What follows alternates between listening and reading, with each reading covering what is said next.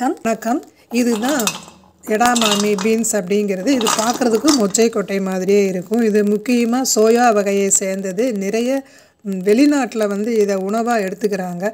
Nutritions நிறையா இருக்குது. ஆரோக்கியமானது உடலுக்கு, மூச்சு கோளாறு, அப்புறம் எடையை பராமரிக்கிறதுக்கு, நோய் எதிர்ப்பு சக்திக்கு, முக்கியமாக கேன்சருக்கு ஆய்வுகளில் இது நல்லதுன்னு சொல்லியிருக்காங்க அப்படின்னாங்க.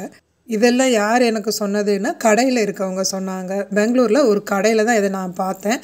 இதுக்கு முன்னாடி இந்த காயை நான் பார்த்ததில்லை, கேட்டதில்லை, சாப்பிட்டதும் இல்லை. கடையில் பார்த்தேன். ஆனால் அது ஆல்ரெடி ஒருத்தவங்க வாங்கிட்டாங்கன்னு சொன்னாங்க. அப்புறம் ஆன்லைனில் போட்டு இதை வாங்கினேன்.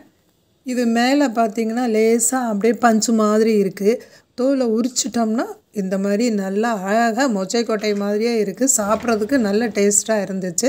இதில் சமைக்கலாம், குருமா வைக்கலாம், பொரியல் எல்லாமே செய்யலாம்.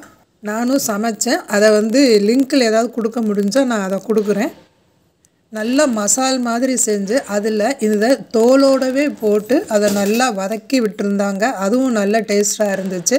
நான் அதை செஞ்சு பார்த்ததில்லை. இன்னொரு தடவை இப்போ பெங்களூர் போவேன், அப்போ அதை வாங்கி செய்யலான்னு இருக்கேன். மற்றபடி நம்ம நார்மலாக எப்படியெல்லாம் உணவுகளை சமைப்போமோ அதே மாதிரி இந்த எடாமாமி பீன்ஸையும் வச்சு சமைச்சிக்கலாம். நன்றி.